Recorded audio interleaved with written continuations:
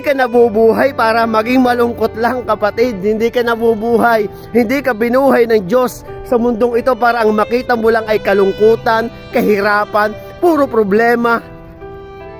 Ginawa ka ng Panginoon, kapatid. Ginawa niya ang mundong ito.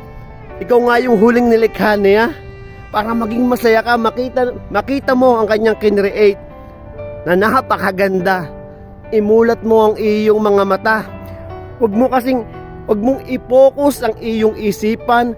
Huwag mong sayangin ang oras mo. Huwag mong sayangin ang buhay mo sa mga bagay na hindi nakakapagpasaya sa iyo, kapatid.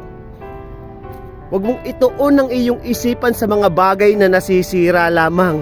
Ituon mo ang iyong isipan, ituon mo ang iyong puso sa ating Panginoon.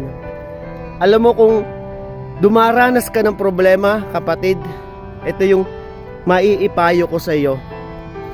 Kasi alam ng Panginoon na hindi mo kakayanin ang nararamdaman mong sakit. Kaya nga naandiyan siya.